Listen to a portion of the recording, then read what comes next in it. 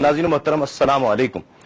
آپ کا میزبان تسلیم احمد صابری آپ کے پروگرام کیو ٹائم کے ساتھ حاضر خدمت ہے. آپ یہ پروگرام میرے ساتھ دیکھا کرتے ہیں کم و بیش رات 9 بجے سے 10 بجے تک براہ راست کال کیا کرتے ہیں, اس شخصیت اس سیلیبریٹی سے سوال کیا کرتے ہیں, ان کی زندگی کے حوالے سے گفتگو کیا کرتے ہیں. آپ کے علم میں ہے اس پروگرام کا آغاز آقا علیہ الصلوۃ والسلام کی سیرت مبارکہ سے ایک معجزے کے ذکر کے ساتھ میں کیا کرتا ہوں. روایت میں آتا ہے سرکار دو عالم صلی اللہ علیہ وآلہ وسلم بہت کم سن تھے جب, تو حضرت دائی حلیمہ رضی اللہ تعالی عنہا انہیں اپنی نظروں سے اوجھل یا ادھر ادھر جانے کی اجازت نہیں دیا کرتی تھی. کوشش کرتی تھی کہ آقا علیہ الصلوۃ والسلام ان کے آس پاس رہیں یا وہ ان کے آس پاس رہیں. ایک دن کسی کام میں مشغول ہوئیں, ان کی بیٹی یعنی آقا علیہ الصلوۃ والسلام کی رضائی بہن شیما انہیں لے کر کہیں باہر ریوڑ میں چلی گئیں. حضرت دائی حلیمہ نے جب انہیں آقا علیہ الصلوۃ والسلام کو قریب نہ پایا, ادھر ادھر دیکھا, پریشان ہوئیں اور دوڑی تلاش میں ریوڑ کے پاس پہنچی اور بیٹی شیما کو ڈانٹا کہ تم محمد صلی اللہ علیہ وآلہ وسلم کو لے کر یہاں اتنی دھوپ اور اتنی گرمی میں کیوں آئی. عرض کرنے لگیں کہ اماں جان بات یہ ہے کہ محمد صلی اللہ علیہ وآلہ وسلم نے تو ذرا بھی گرمی محسوس نہیں کی. میں دیکھ رہی تھی کہ مسلسل ایک بادل کا ٹکڑا محمد صلی اللہ علیہ وآلہ وسلم پر سایہ کیے رکھتا تھا. جب یہ رکتے تھے وہ رک جاتا تھا, جب یہ چلتے تھے وہ چل پڑتا تھا. کیا بات ہے سرکار دو عالم صلی اللہ علیہ وآلہ وسلم کی. ناظرین محترم, ہمیں انتظار تھا, یقیناً آپ کو بھی بے حد انتظار تھا, بہت بےتابی کے ساتھ, اور آپ کی ای میلز کے ذریعے ہمیں پیغامات موصول ہوتے تھے کہ ہم اس شخصیت کو اس پروگرام میں دیکھنا چاہتے ہیں. تو یقیناً آج کی شخصیت ہم سب کی ہر دل عزیز, پاکستان سے باہر دنیا بھر میں آقا علیہ الصلوۃ والسلام کی محبت, آقا علیہ الصلوۃ والسلام کا عشق, اس کی تبلیغ, ان کا حوالہ اور پہچان ہے. ہمارے ساتھ آج تشریف فرما ہے ہم سب کی انتہائی محبوب اور ہر دل عزیز شخصیت شیخ الاسلام حضرت علامہ ڈاکٹر محمد طاہر القادری صاحب. السلام علیکم. وعلیکم السلام. ڈاکٹر صاحب بہت شکریہ, آپ تشریف لائے اور اس پروگرام کو رونق بخشی. بہت عرصے سے یہ خواہش تھی, ہماری بھی, لوگوں کی بھی خواہش تھی کہ آپ اس پروگرام میں تشریف لاتے اور اس پروگرام میں رونق اور بڑھ جاتی. بس مصروفیات کی وجہ سے ایسا ایڈجسٹ نہیں ہو سکا. چلو ڈاکٹر صاحب, آج الحمدللہ جس طرح اس پروگرام کا فارمیٹ ہے, بچپن کس ماحول میں گزرا آپ کا؟ میرا جو بچپن ہے وہ ایک ایسے ماحول میں گزرا کہ جو دینی اور مذہبی بھی تھا اور علمی اور ادبی بھی تھا اور روحانی بھی تھا. اچھا. کیونکہ میرے والد گرامی رحمۃ اللہ علیہ وہ بائی پروفیشن تو ایک میڈیکل ڈاکٹر تھے, ٹھیک, مگر ایک بہت بڑے متبحر عالم اور علوم دینی یا کلاسیکل سائنسز اور علوم عربیہ کے اپنے وقت کی اتھارٹی تھے ماشاءاللہ.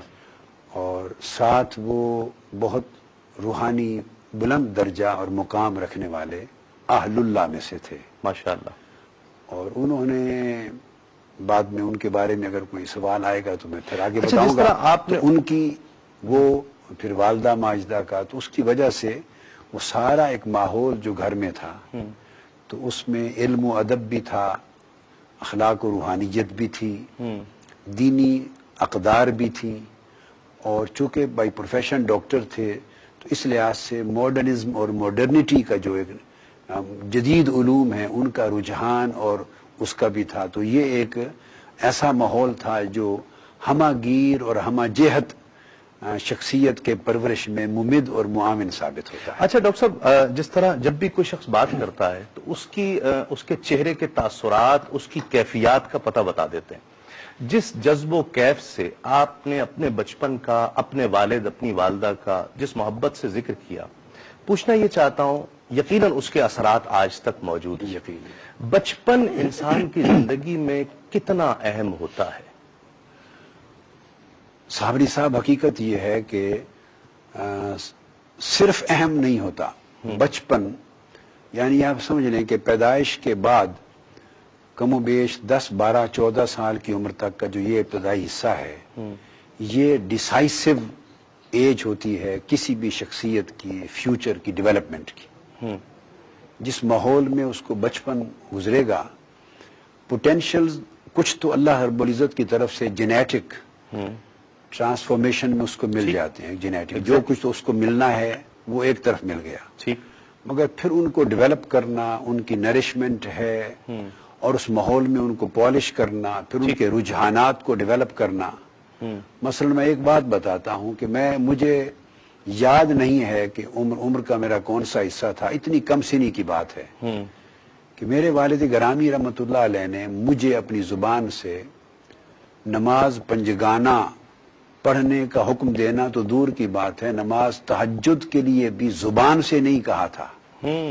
معمول یہ تھا کہ نماز پنجگانہ تو اس زمانے سے شروع ماحول کی وجہ سے ہو گئی, وہ رغبت آ جاتی ہمہ وقت.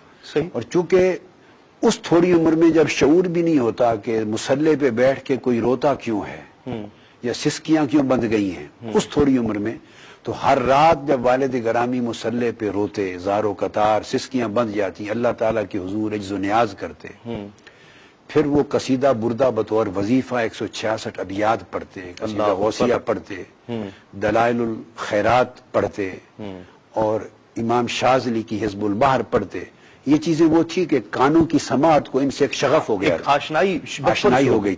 تو ان کا معمول یہ تھا کہ بچپن میں مجھے یہ نہیں فرماتے تھے کہ بیٹے تہجد کا ٹائم ہو گیا اٹھو, نہ, انہوں نے آ کے ایک لوٹے میں پانی, اگر سردیوں کی راتیں ہیں تو پانی گرم کر کے سیڑھیوں میں رکھ دینا اور مجھے فرمانا کہ بیٹے آہستہ, ان کے قدموں کی آہٹ سے میری آنکھ کھل جاتی تھی, فرمانا کہ بیٹے میں نے وضو کا پانی رکھ دیا ہے اور جب وضو کر لو تو آپ کے لیے چائے اور سون حلوہ یا کوئی ایسی چیز بھی آپ کے کمرے میں رکھ دی ہے تہجد کے بعد تاکہ کھا سکو. واہ, اچھا یہ ایک ماحول تھا. میں وہی عرض کر رہا ہوں, یہ وہ چیز ہے کہ جیسے پانی سردیوں میں گرم پانی رکھ دیا, اس کو تو 5-7 منٹ بھی گزریں گے تو وہ ٹھنڈا ہو جائے گا, اتنا یقین کہ ایک آواز پہ فوراً آئیں گے اور وضو کریں گے. یعنی یہ وہ ماحول بچپن کا تھا جو وہ تو اس میرے کمرے کی طرف آتے تھے تو قدموں کی آہٹ سے آنکھ کھل جاتی تھی. یعنی میں یہی کہہ رہا ہوں کہ جو ماحول ہے گھر کا وہ بڑا, والدین وہ اپنے بچے کو جو چاہیں بنا سکتے ہیں. صحیح. کالج میں آئے,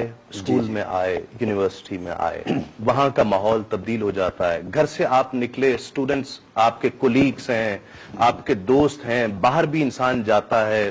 بچپن میں خواہ بہت ہی علمی, روحانی, ادبی, اسلام کھیل سے بھی منع نہیں کرتا ہے, وہ تمام روٹینز بھی ہیں, تمام مصروفیات بھی ہیں. کالج لائف اس کا کتنا اثر تھا؟ ہاں, میری زندگی میں بچپن سے لے کے زمانہ طالب علمی کے اختتام تک 2 چینل زندگی کے ساتھ ساتھ چلے ہیں اور کوئی ایک بھی دونوں میں سے منقطع نہیں ہوا. میری ساری تعلیم انگلش میڈیم سکول میں ہوئی ہے, سیکرڈ ہارٹ سکول میں. میرے والد صاحب کا ایک کانسیپٹ تھا, وہ سمجھتے تھے کہ جتنے فیوچر میں, وہ میرا ایک فیوچر دیکھتے تھے اپنی آنکھوں سے کہ عالمی سطح پر ایسٹ سے ویسٹ تک جس مقام پر وہ دیکھتے تھے اپنے ویژن میں کہ میں اسلام کی عالمی سطح پہ خدمت کرنے کے قابل ہو سکوں, کیا کیا علوم, کیا کیا فنون, کیا کیا سائنسز اور علم کے کتنے شعبات نیسیسری ہیں, ضروری ہیں کہ ان پر میری مہارت ہو. ان کو, اور پھر وہ کہ طبیعت میں, شخصیت میں دین کے فہم کے لیے اعتدال ہو, جامعیت ہو, ہمہ گیریت ہو, ون سائیڈڈنس نہ ہو, تاکہ انتہا پسندی نہ ہو. تو یہ تھا کہ گھر کے ماحول میں علم, دین, ادب, روحانیت یہ عروج پر تھا. دوسری سمت انہوں نے انگلش میڈیم سکول میں داخل کرایا تاکہ انگلش لینگویج میں بچپن سے اور میری زبان میں ایسی مہارت ہو جیسے مادری زبان ہوتی ہے. پھر سائنس پڑھوں. اب سکول جاتا تو میرا انگریزی لباس ہوتا تھا, جو ہی گھر پلٹ کے آتا اس کو ہینگ کر دیتا, اور شلوار قمیض اور قریشی کی ٹوپی یہ میرے گھر کا لباس ہوتا تھا. تو دونوں اس طرح چلتے تھے کہ میں جب دینی ماحول کو دیکھتا ہوں تو مجھے اپنی عمر کا وہ حصہ بھی یاد نہیں آتا, یعنی سن شعور سے پہلے, کہ جب سے نماز تہجد شروع کی, جب نماز پنجگانہ شروع کی, نماز اشراق شروع کی, نماز اوابین شروع کی, جیسے کوئی چیز گھٹی میں ڈال دی جاتی ہے. میرے والد گرامی وہ جس رورل ہیلتھ سینٹر میں, چھوٹے